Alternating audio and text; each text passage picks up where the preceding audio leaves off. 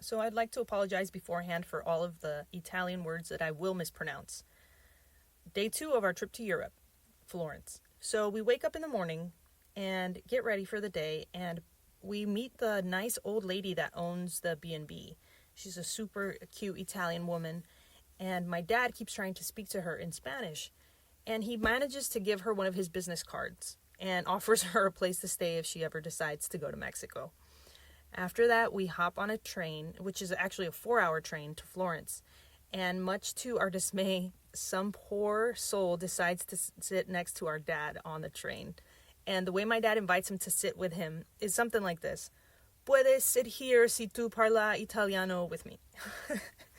So we're on the train. We finally get to our stop in Florence, and we get to our hostel, which a hostel, if you've never stayed at one, it's really cheap to stay there.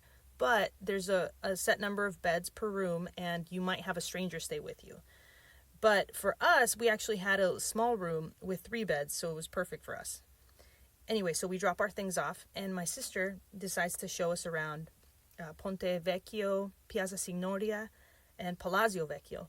And we eat lunch, where my dad meets a couple from Barcelona, gives out yet another business card, and then we walk around Palazzo Vecchio, and we see that that's where they have the fake David statue. Which the real one is inside the museum, but you have to pay to see it. But my dad did not want to pay to see it. He thought it was too expensive. So we stayed outside. We took a picture with the outside David, and we kept walking around Piazza della Repubblica. And please tell me why and how Dad manages to find a band who allows him to borrow their guitar, and he sings with them a rendition of La Bamba. So near around the time where evening's about to set in, we go to see my sister's apartment that's near Santa Croce.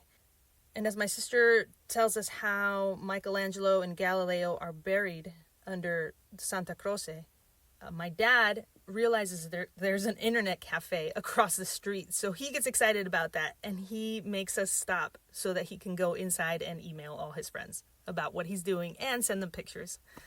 So right before we head home, we walk about an hour out, and we walk by the American consulate. And of course, my dad decides he wants a picture. And my sister tells him, Dad, it's not a good idea. And he says, no, mija, just take a picture. So she does. And very soon after the click of the camera, the guards go over to them and tell them that they're not allowed to take pictures.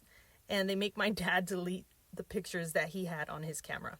And they were very serious about the whole thing. So that pretty much sums up day 2 of our trip to Europe.